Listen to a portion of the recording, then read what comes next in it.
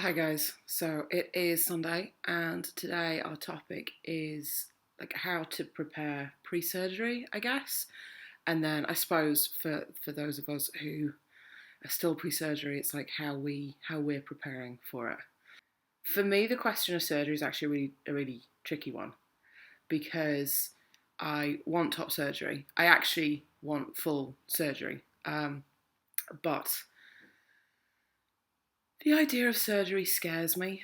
Um, in general, surgery and like surgical procedures are something that freak me out quite a lot.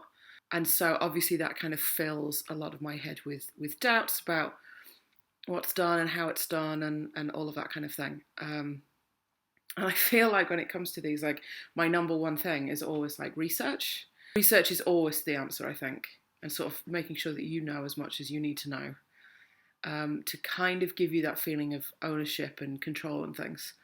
I'm nowhere near surgery at the minute. I'm nowhere, even in my head, I'm nowhere near it. I've sort of considered it, and I'm obviously looking around um, at at the various different options because there isn't just one option for it. And yeah, I do think that that's all that you can do, and part of it is just about like making sure you sit down and that you talk to yourself about it. Um, because there's all the physical prep that will need to go into it. Your body's going to go through quite an intense amount of trauma, and that's hard. Operations are hard. They take it out of you. Literally, they take it out of you. I think you just sort of find yourself in a place of you need to validate the doubts that you have because they won't go away. They're not going to stop suddenly existing just because you don't want them to be there. I wish they would. I wish it was that easy. And so there's a lot of doubts, I think, that I have in general about everything that's going on. And so the idea of surgery seems so permanent. And, like once it's gone, it's gone. I have to sort of balance that up with this idea of it's the fix. Be a permanent fix for a solution that is a permanent problem. And I do know that. Like logically, I do know that. But I think this is one of the things that you have, particularly pre things, pre everything, is there's always this kind of doubt in your head, like, what if I'm wrong? And I think that's an essential part of like the preparation process because you can ignore it and you can pretend like it's not an issue and it's not something that you think you have to deal with, which, as somebody who's done that for a really long period of time, I don't think I can recommend it. Or you can actually kind of face head on and just go, you know what, I have doubts, and the doubts are completely okay.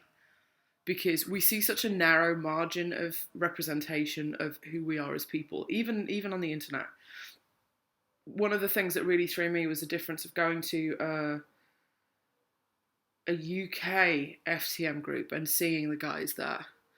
And suddenly everybody looked completely different and the ages were completely different and their experiences were completely different from everything that I've sort of become comfortable with this idea of sort of community. And that's one of those things that I think is really important to remember. Like everybody's coming from a completely different place. But I think there can be a certain level of expectation or sort of um, demand almost that there's certain set paths that we will have to take as trans people in order to be sort of happy with our bodies. Particularly top surgery, that is the one that for most people is seen as a sort of automatic, a sort of given. And of course it makes sense because any form of like surgical intervention has got to be about fixing the dysphoria and allowing you to have some kind of access and route into your own self. But knowing that you want to do it and knowing that you want to have it and also having doubts aren't mutually incompatible. And I think that's the thing that I've found, that I have a lot of doubts about everything. I doubt on a daily basis, like whether I've made the right choice for breakfast. Like that's just who I am as a human being. The thing comes under this bigger umbrella about being prepared that your body's going to change. In so many ways, that's such an overwhelmingly positive thing because it's the opportunity to sort of cocoon and then come out in the body that you've always wanted. But there isn't a magic wand that can do it and that can do it quickly and that can do it in a way that isn't, deeply invasive and very, a very difficult thing and requires a lot of explaining to yourself before you get to, I don't really to say I don't care about other people is unfair, but I don't really care about what they think. I care more about, like, well, how am I going to freak out about this? Like, I know all the new and novel ways I've found to be completely worried all the time. So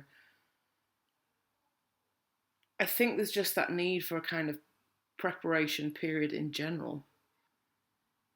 So yeah, so I think that's. I mean, I'm very cautious about this whole topic, and I think part of that's just my nature and just wanting to be, very prepared and very aware.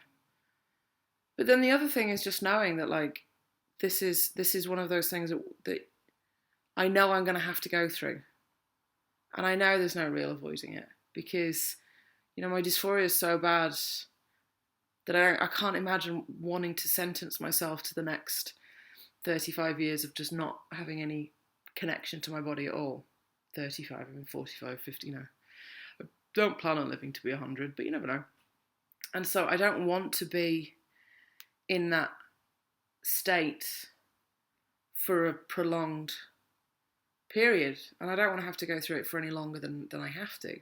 But yeah, so I guess that's it. I mean, for me, preparing is knowing what's coming up ahead. And in a lot of cases, planning out like every possible eventuality, like what if I go for this and what if I go for that and how do I make this happen? And yeah, once you have that information, then you know. And there's never a time where having less information is a good idea. Really, my take on it. I feel a bit lackluster this week. It's just been a really stressful week. I have to move in 2 weeks and things are a little bit chaotic in London. So if this I think this video may be my quietest, just whatever. But tell me what you think. Tell me how you feel. Let's have a conversation about it. And I will talk to you guys next week.